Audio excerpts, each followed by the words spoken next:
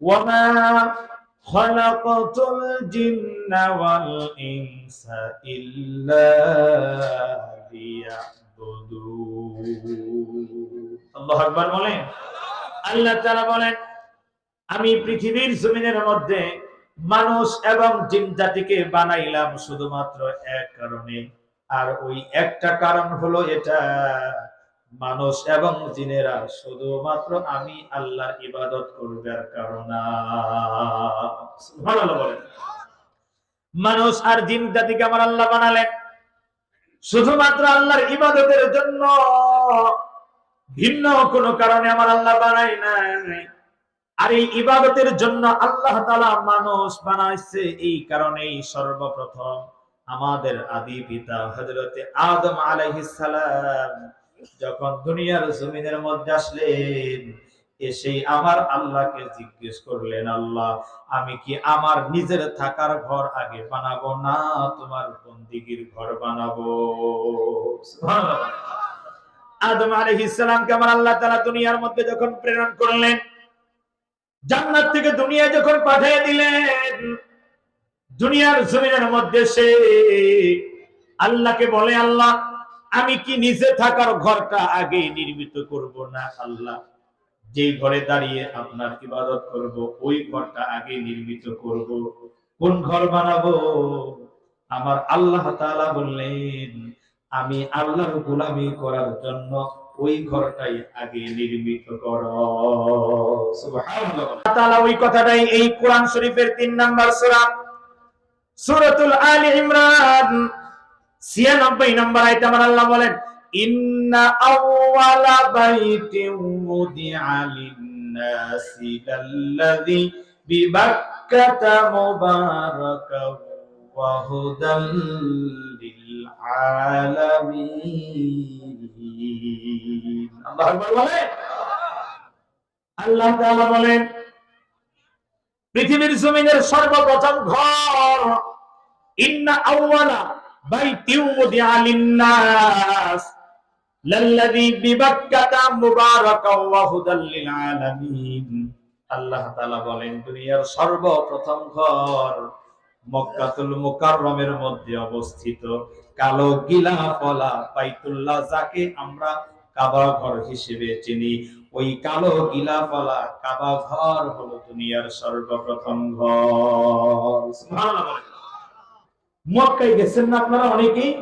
কালো গিলাফওয়ালা যে ঘরটা দেখছেন না, খানায়ে কাবা, যেই বাইতুল্লাহ, যেটা মক্কা শরীফ মাঝখানে রেখে চতুর্মুখী হেঁটে তাওয়াফ করা হয়, ওই ঘরটাকেই বলা হয় পৃথিবীর সর্বপ্রথম ঘর। জোরে বলেন সুবহানাল্লাহ।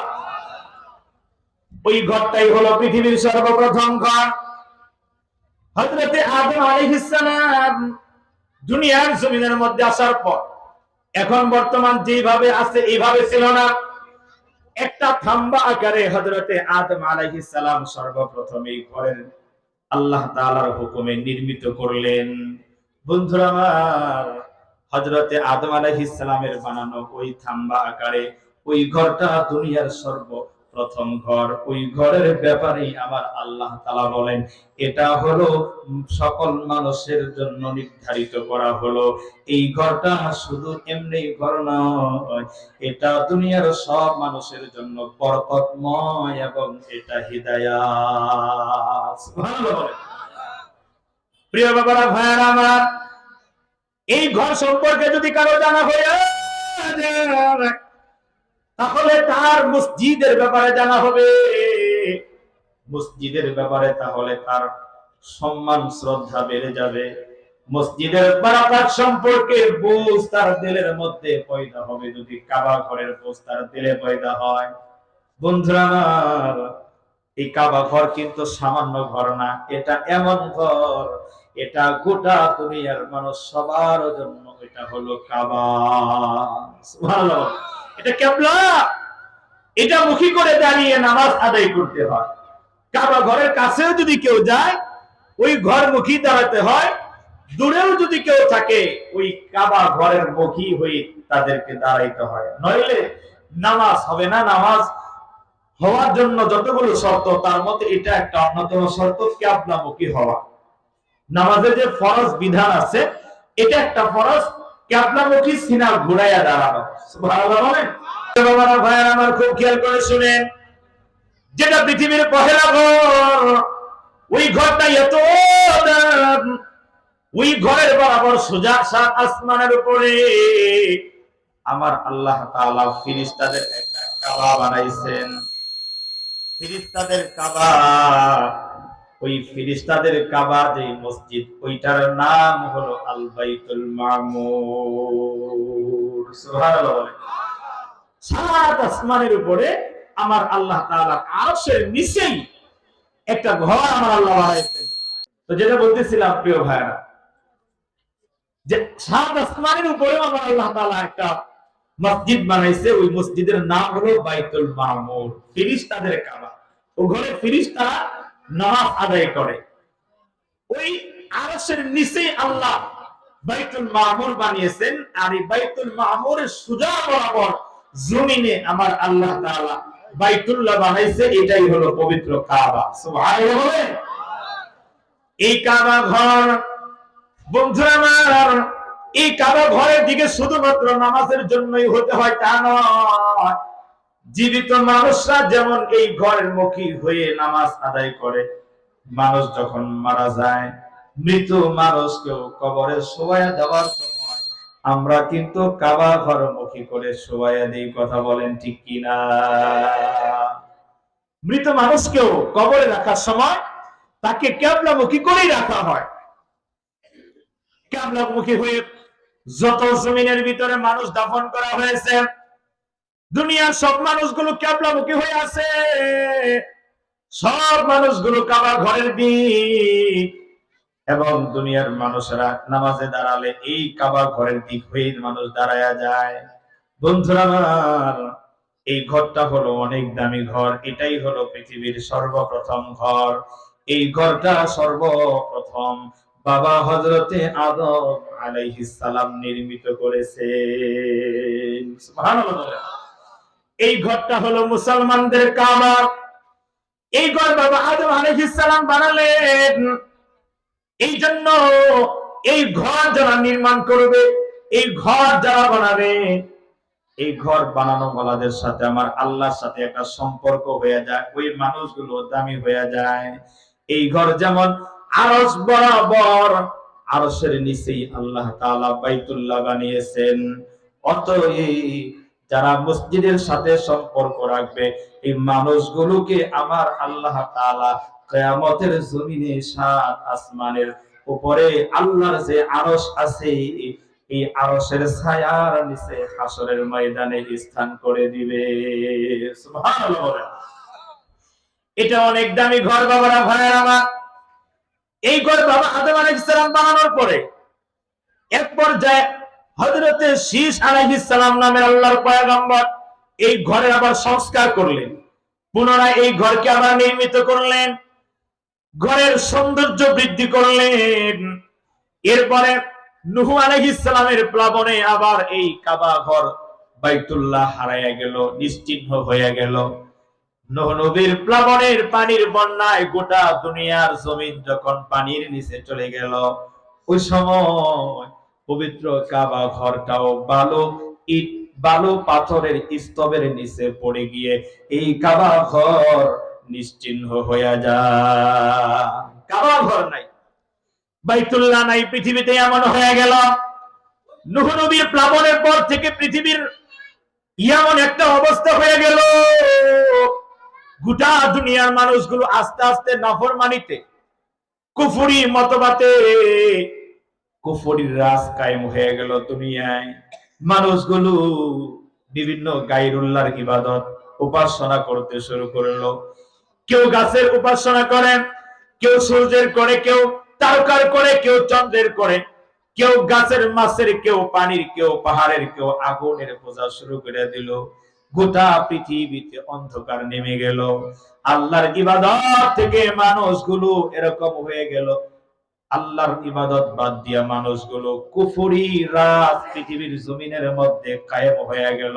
গোটা দুনিয়ার সব মানুষগুলো এতটা নিকৃষ্ট হয়ে গেল, একজন মানুষ আরেকজন মানুষকে পূজা এবং মানুষ পূজা শুরু হয়ে গেল।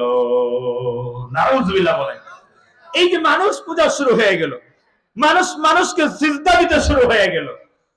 পৃথিবীতে এমন হয়ে গেল কাবা ঘর তো নাই, বাইতুল্লাহ নাই, নিশ্চিহ্ন হয়ে গেছে।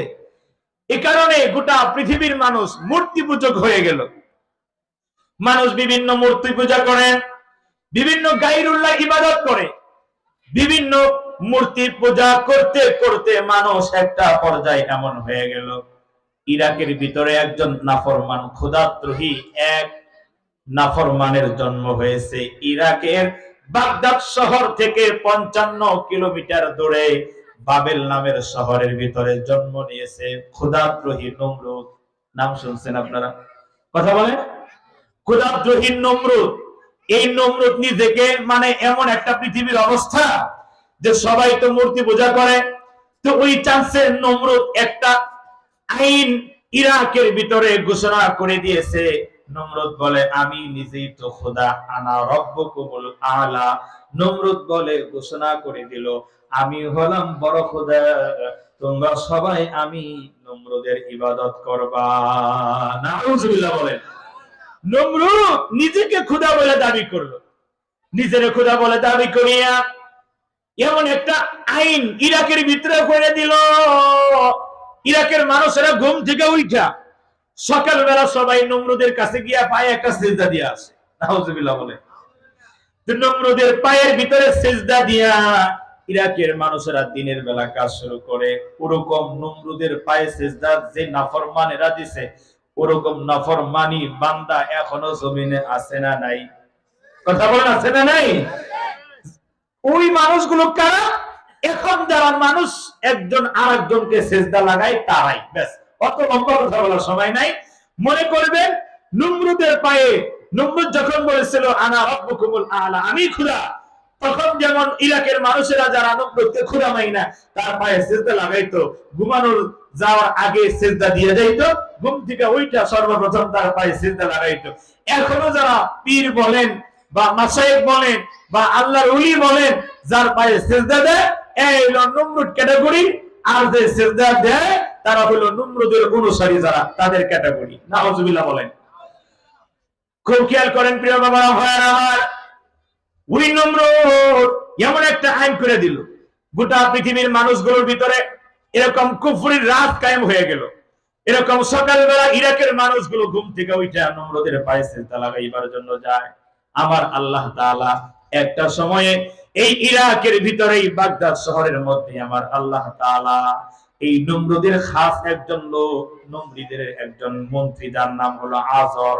কোরআনের ভিতরে যার নাম আসছে আজর, এই আজর নামের নমরুদের মন্ত্রীর মাধ্যমে আমার আল্লাহ এই পৃথিবীতে একাত্মবাদের স্বীকৃতি, একাত্মবাদের পরিচিতি, তাওহীদের বাণী নিয়ে একজন যোগ্য পয়গম্বরকে আমার আল্লাহ তাআলা দুনিয়ায় পাঠালেন।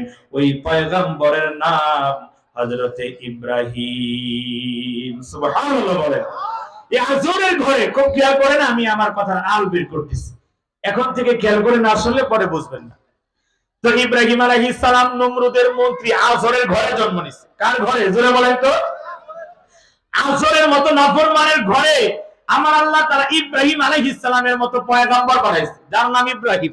ইব্রাহিম শব্দের বাংলা অর্থ হলো দয়াল দাস। দয়াল দাস, দাস মানে গোলাম, দয়াল মানে আল্লাহ, দয়াল দাস মানে হলো আল্লাহর গোলাম। সুবহানাল্লাহ বলেন। তখন কিন্তু পয়গম্বর দুনিয়ায় আসার পরেই তার নাম হলো ইব্রাহিম, মানে দয়াল দাস, আল্লাহর গোলাম। তার নামের অর্থই ছিল আল্লাহর গোলাম। এই দয়াল দাস মানে ইব্রাহিম আলাইহিস সালামের জন্ম হওয়ার আগে, বলতেছিলাম প্রিয় বাবারা ভাইয়ারা, আজরের ঘরে আল্লাহ তাআলা পয়গম্বর ইব্রাহিম আলাইহিস সালামকে পাঠাবে। তো গণক একটা নিউজ দিল নমরুদের কানে যে নমরুদ, আপনার এই খুদাগিরি তো ভাঙ্গা তছনছ করে দিব, একজন পয়গম্বরের আগমন দুনিয়ায় ঘটতেছে। সুবহানাল্লাহ বলেন। এই কথা শুই না এবার বলে যে পয়গম্বর দুনিয়ায় আসবে, আমার খুদাগিরি ভাইঙ্গা তছনছ করে দিবে। এই পয়গম্বর কি আইসা পড়ছে না আসতেছে, গর্বে আছে না বাবার কাছে আছে, না দুনিয়ায় জন্ম হয়ে গেছে? গণক বলে না, এখনো জন্ম হয় নাই, মায়ের গর্ভ আসে নাই। তাহলে কোথায়? বলে এখনো বাবার কাছে আছে। সুবহানাল্লাহ বলে। আমার আল্লাহ বলে ইয়াখরুজু মিন বাইনিস সুলবি ওয়াত তারাইব, প্রত্যেকটা সন্তান জন্মের আগে তার বাবার এই দুই কাঁধের মাঝখানে গাড়ের নিচে মেরুদণ্ডের ভিতরে বীর্য আকারে থাকে। সুবহানাল্লাহ বলে। তো বাবা আজরের ঘাড়ের ভিতরে তখন পয়গম্বর ইব্রাহিম আলাইহিস সালাম বীর্য আকারে বাবার ঘাড়ের ভিতরে আছে। সুবহানাল্লাহ জোরে বলেন। এই খবর যখন গণক দিয়ে দিল এখনো বাবার কাছে আছে, এবার নমরুদকে শয়তান পরামর্শ দেয়। শয়তানের পরামর্শে নমরুদ ওইটা আইন এলাকার ভিতরে বাস্তবায়িত করে।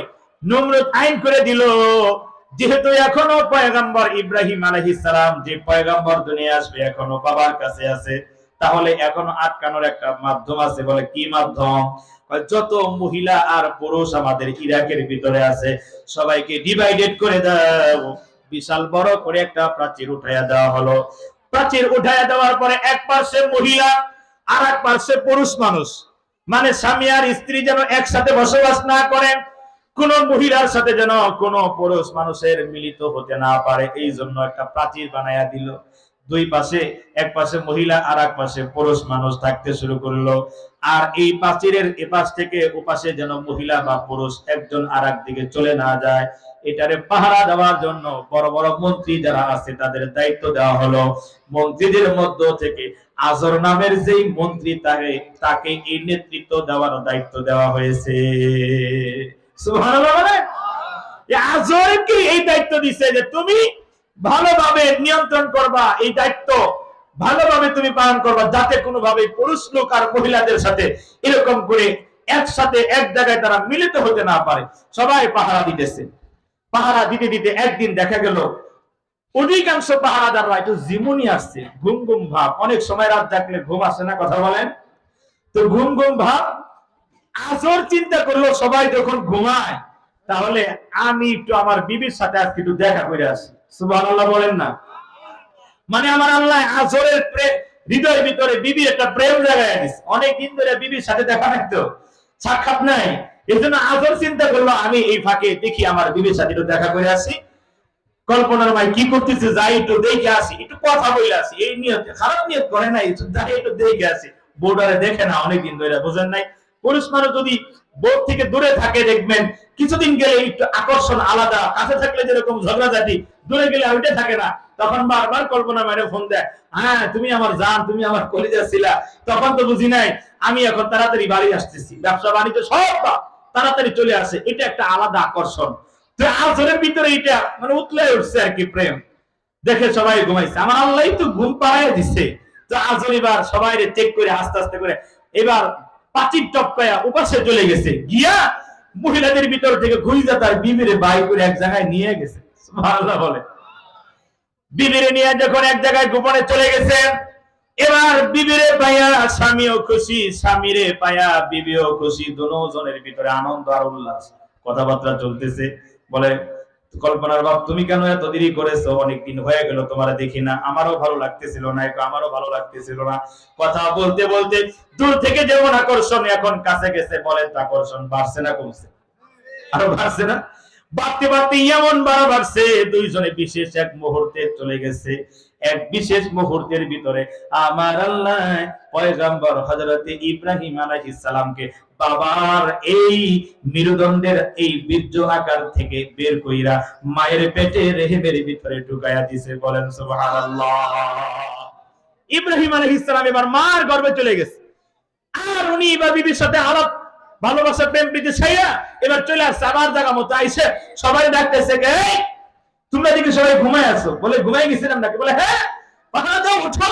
ঘুমাইছো কেন? এখন ডাকে। এ ফাঁকে যে তার বিবির সাথে দেখা করে এসে, এটা আর কেউ কাছে কয় না, কারণ কইলে তো নমরুদ তার কল্লা নিব, লুকায় রাখছে, বলে না কারো কাছে। দেখা গেল এইভাবে আস্তে আস্তে একটা সময় এই আজরের ঘরেই ইব্রাহিম আলাইহিস সালামের জন্ম হয়ে গেল। দুইজন পয়গম্বরকে দুনিয়ায় আসতে দিতে চায় নাই দুইজন মানুষ। এই যে ইব্রাহিম আলাইহিস সালামকে ফিরাইছে নমরুদ, আর মুসা আলাইহিস সালামকে ফিরাইছে আসতে দিবে না দুনিয়ায় ফেরাউন নামের এই ক্ষুধাদ্রোহী ফেরাউন ফিরাইবার চেষ্টা কইরাও কিন্তু ফিরাইতে পারে নাই, নমরুদও ফিরাইবার চেষ্টা কইরা ফিরাইতে পারে নাই। আমার আল্লাহ দুনিয়ার ভিতরে পাঠায় দিয়েছে ইব্রাহিম আলাইহিস সালামকে। বলেন সুবহানাল্লাহ।